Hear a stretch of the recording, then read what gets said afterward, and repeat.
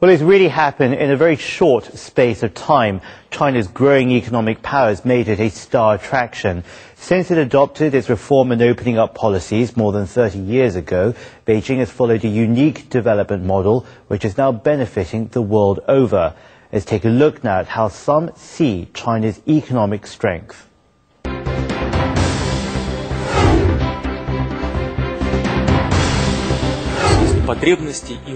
Most importantly, we need to strengthen cooperation, and both of our economies are highly complementary. Certainly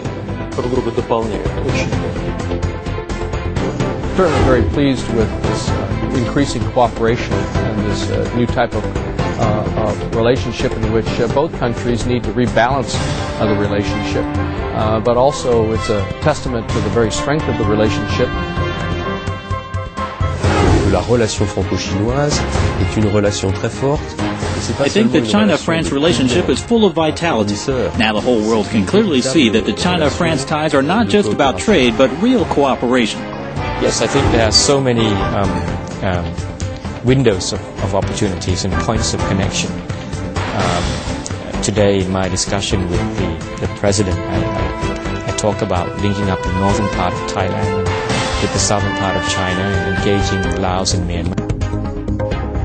China has been cooperating a lot in the G20 process in this sort of harmonization of macroeconomic policies. China is in the front line of pushing against protectionism, which of course is very important for China, but also for the rest of the world. Despite all the accolades, China's development is causing mixed feelings.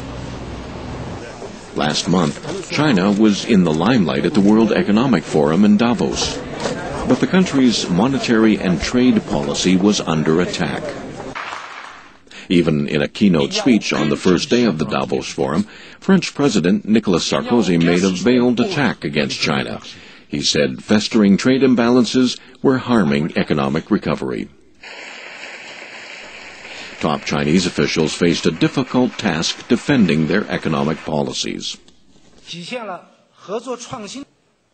Continued cooperation of all countries is needed to avoid the twists and turns and reduce risks in the course of recovery. Political leaders and financiers at the forum also questioned China's ability to tackle an overheating economy. They said China runs the risk of a sharp recessionary correction, which could hit the recovery around the world. U.S. magazine Newsweek has published predictions for 2010 on its website. It says China's economy will collapse this year as easy money continues to flood China's stock and real estate markets.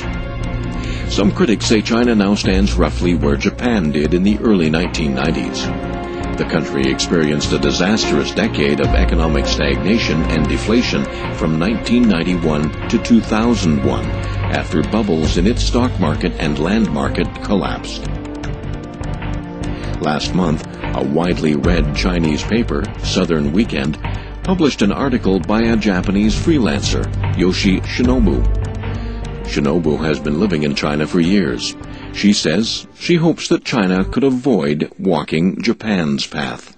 I often heard my Chinese neighbors talking about the stocks and real estate, and those topics were discussed frequently on TV and in newspapers.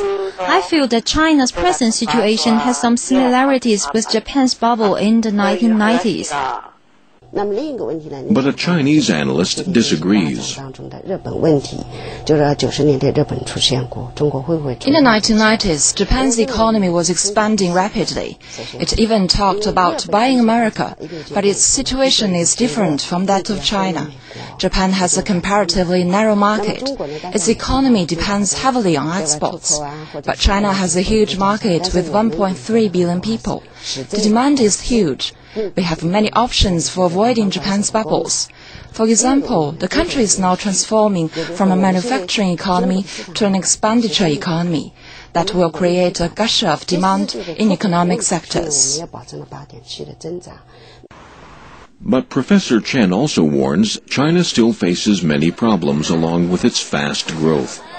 With a population of 1.3 billion, any achievement, no matter how big, will become small. By international standards, there are still 150 million Chinese living below the poverty line. That means in China, 1 person in 10 is now living on less than $1.25 a day. In 2009, China's per capita GDP was $3,600. That's only a third of the world average. China's complicated and unbalanced development makes it difficult for the outside world to get a real understanding. The fact is that China is a developing country and will remain a developing country for a long time. To be a responsible power or a responsible global power, it must be responsible for its own country first. 6 decades of change. A new look for an ancient country. A stronger voice, a stronger role. Made in China with global partners. Is the rising hour a rising threat? Eyes on China. Well, let's talk also China's unprecedented economic achievements, which have drawn applause from all around the world. Paradoxically, though, some Western countries have also explicitly expressed concern about what a stronger and more assertive China could mean for them. A new version of the old yellow peril myth has emerged. Today it's called the China threat. Just how real is that threat of an economically and militarily strong China? Narula's is a stationery store in New Delhi. It's not big, but it carries a comprehensive line. And many of the items are made in China. The boss has been importing Chinese stationery since 2007. He says the low manufacturing costs allow him to turn a big profit. India has the purchasing power to buy products from China. There are 100 million people in India. If we work together, we can build a good relationship. It is better for both the business for China as well as for India. But trade between the two neighbors didn't go smoothly in 2009. Frequent dumping investigations into Chinese-made toys and tires caused plenty of friction. Many Indians worried about China's fast economic growth. And negative reports about China were carried on its English media almost every day.